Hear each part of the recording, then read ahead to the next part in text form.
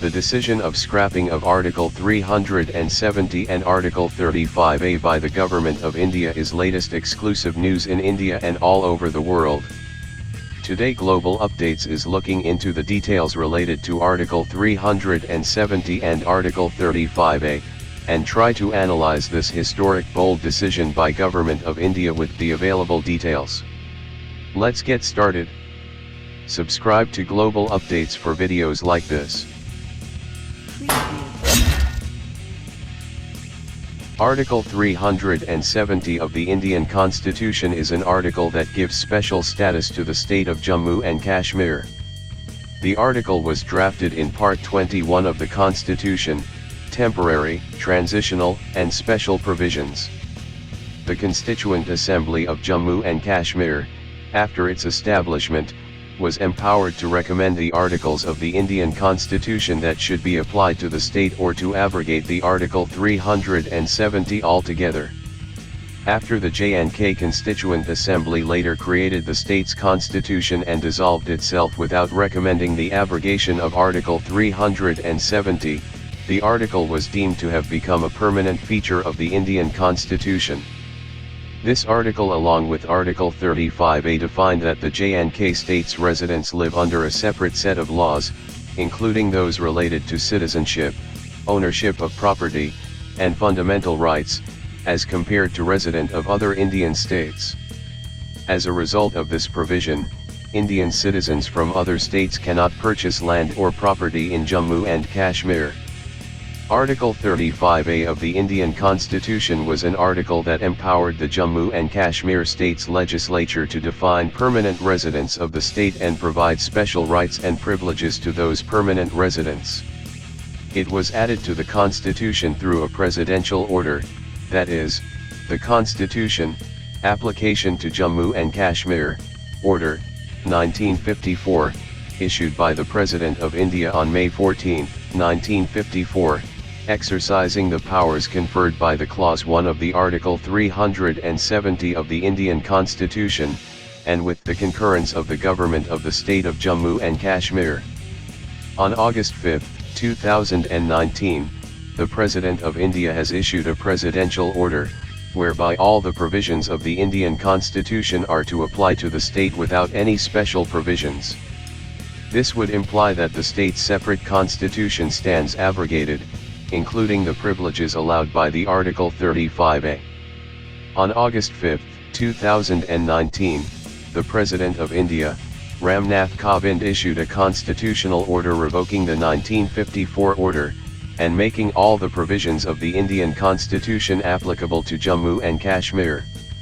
The order rendered the Article 370 and Article 35A of the Indian Constitution ineffective. The Home Minister Amit Shah also introduced a resolution in the upper house of the Parliament, Rajya Sabha, seeking to reorganize the state with Jammu and Kashmir serving as a union territory and Ladakh region to be separated as a separate union territory. Checking in the light of available information, the decision is taken with huge calculation and planning from all levels. The central government deploys around 43,000 additional troops in Kashmir and declare state of emergency in order to counter any possible protests against this bold decision. Mr. Ajit Kumar Doval, National Security Advisor to the Prime Minister, is believed to coordinate all these preparations. The state of Jammu and Kashmir's original accession, like all other princely states, was on three matters: defense, foreign affairs, and communications. All the princely states were invited to send representatives to India's Constituent Assembly, which was formulating a constitution for the whole of India. They were also encouraged to set up constituent assemblies for their own states. Most states were unable to set up assemblies in time, but a few states did, in particular Saurashtra Union, Travancore Cochin, and Mysore. Even though the States Department developed a model constitution for the states, in May 1949, the rulers and chief ministers of all the states met and agreed that separate constitutions for the states were not necessary. They accepted the Constitution of India as their own constitution. The states that did elect constituent assemblies suggested a few amendments which were accepted. The position of all the states, or unions of states, thus became equivalent to that of regular Indian provinces. In particular, this meant that the subject available for legislation by the central and state governments was uniform across India. In the case of Jammu and Kashmir, the representatives to the Constituent Assembly requested that only those provisions of the Indian Constitution that corresponded to the original instrument of accession should be applied to the state. Accordingly, the Article 370 was incorporated into the Indian Constitution, which stipulated that the other articles of the Constitution that gave powers to the central government would be applied to Jammu and Kashmir only with the concurrence of the state's Constituent Assembly. This was a temporary provision in that its applicability was intended to last till the formulation and adoption of the state's constitution. However, the state's Constituent Assembly dissolved itself on January 25, 1957 without recommending either abrogation or amendment of the Article 370. Thus the article has become a permanent feature of the Indian Constitution, as confirmed by various rulings of the Supreme Court of India and the High Court of Jammu and Kashmir, the latest of which was in April 2018. The Clause 7 of the Instrument of Accession signed by Maharaja Hari Singh, declared that the state could not be compelled to accept any future constitution of India. The state was within its rights to draft its own constitution and to decide for itself what additional powers to extend to the central government. The Article 370 was designed to protect those rights. According to the constitutional scholar A.G. Noorani, the Article 370 records a solemn compact. Neither India nor the state can unilaterally amend or abrogate the article except in accordance with the terms of the article. Article 370 embodied 6 special provisions for Jammu and Kashmir. 1. It exempted the state from the complete applicability of the Constitution of India. The state was allowed to have its own constitution. 2. Central legislative powers over the state were limited, at the time of framing, to the 3 subjects of defense, foreign affairs, and communications. 3.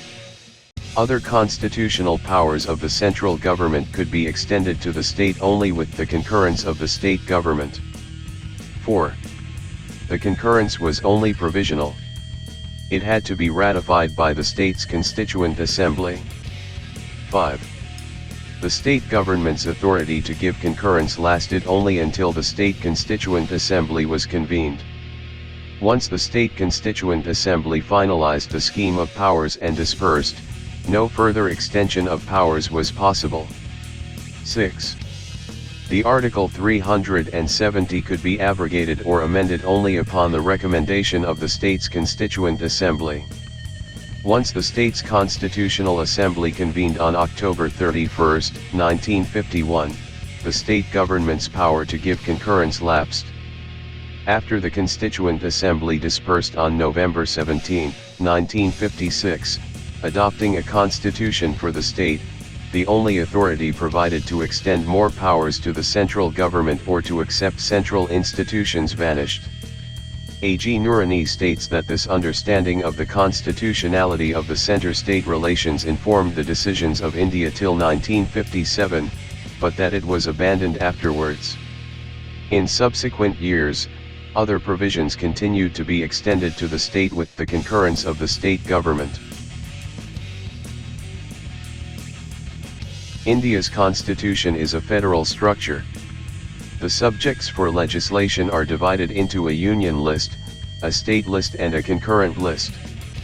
The union list of 96 subjects, including defense, military and foreign affairs, major transport systems, commercial issues like banking, stock exchanges and taxes, are provided for the union government to legislate exclusively. The state list of 66 items covering prisons, agriculture, most industries, and certain taxes, are available for states to legislate on. The concurrent list, on which both the center and states may legislate include criminal law, marriage, bankruptcy, trade unions, professions, and price control. In case of conflict, the union legislation takes precedence. The residual power, to make laws on matters not specified in the Constitution, rests with the union. The union may also specify certain industries, waterways, ports etc. to be national, in which case they become union subjects. In the case of Jammu and Kashmir, the union list and the concurrent list were initially curtailed to the matters seated in the instrument of accession, but they were later extended with the concurrence of the state government. The residual power continues to rest with the state rather than the union. According to the State Autonomy Committee, 94 of the 97 items in the union list currently apply to Jammu and Kashmir. The provisions of the Central Bureau of Intelligence and Investigation and Preventive Detention do not apply. Of the concurrent list, 26 of the 47 items apply to Jammu and Kashmir. The items of marriage and divorce, infants and minors, transfer of property other than agricultural land, contracts and torts, bankruptcy, trusts, courts, family planning and charities have been omitted, that is, the state has exclusive right to legislate on those matters. The right to legislate on elections to state bodies also rests with the state. Preamble and Article 3 of the Constitution of Jammu and Kashmir states that the state of Jammu and Kashmir is and shall be an integral part of the Union of India. Article 5 states that the executive and legislative power of the state extend to all matters except those with respect to which Parliament has power to make laws for the state under the provisions of the Constitution of India. The Constitution was adopted on November 17, 1956 and came into force on January 26, 1957. This article specifies that the state must concur in the application of laws, except those that pertain to communications, defense, finance, and foreign affairs. The 1974 Indira Sheikh Accord between Kashmiri politician Sheikh Abdullah and then Prime Minister Indira Gandhi stated, "The state of Jammu and Kashmir, which is a constituent unit of the Union of India, shall, in its relation with the Union, continue to be governed by Article 370 of the Constitution of India." In notifications issued as far back as 1927 and 1932, the state created various categories of residents, with some being called permanent residents, PRS, with special rights. Though the law did not discriminate between female and male PRS, an administrative rule was introduced to the effect that women could remain PRS only till marriage. After that they had to seek a fresh right to remain PRS. And if a woman married someone who wasn't a J&K PR, she automatically lost her own PR status. But a 2002 High Court ruling made it clear that a woman will remain a PR even after marriage to a non-PR, and enjoy all the rights of a PR. A People's Democratic Party, PDP, government, led by Mehbooba Mufti, passed a law to overturn the court judgment by introducing a bill styled Permanent Residence, Disqualification, Bill, 2004. This was not Mufti's solo effort. Omar Abdullah's party, the National Conference, backed this bill and got it passed in the lower house of the Assembly. But it did not ultimately see the light of day for various reasons. Sheikh Mohammed Abdullah, the state's prime minister and leader of the Muslims in the valley, found the inclusion of Article 370 in the temporary and transitional provisions of the Constitution's Part 21 unsettling. He wanted ironclad guarantees of autonomy. Suspecting that the state's special status might be lost, Abdullah advocated independence from India, causing New Delhi to dismiss his government in 1953, and place him under preventive detention. In December 2016, the Supreme Court of India set aside a judgment of the High Court of Jammu and Kashmir which stated that Jammu and Kashmir had absolute sovereign power on account of Article 370. The Supreme Court held that the state of Jammu and Kashmir has no vestige of sovereignty outside the Constitution of India and its own constitution is subordinate to the Indian Constitution. The court upheld the applicability of Sarfa'isi Act to Jammu and Kashmir as it was under the Union list of subjects for which the Indian Parliament is empowered to enact laws for the whole of India, including Jammu and Kashmir. The special status is considered as one of the main reasons for the increasing amount of separatism in Kashmir Valley. On August 5, 2019, the Home Minister Amit Shah introduced a bill in the Rajya Sabha to convert Jammu and Kashmir's status of a state to two separate union territories of Jammu and Kashmir, and Ladakh. Jammu and Kashmir is proposed to have a legislature under the resolution while Ladakh will not. And a bill that is already signed by Honorable President of India on scrapping the Article 370 and Article 35A. By the end of the day, the bills were passed by Rajya Sabha with 125 votes in favor. We can hope this historic decision by the Government of India will make Kashmir free from separatism and terrorism and make it a prosperous state. Above all, India is sending a strong message to the world that it won't allow any anti-national activities from inside or from outside the nation and is making clear that it will take strong steps to keep the nation safe. Thanks for watching. Subscribe for more videos like this and press the bell icon for instant notifications.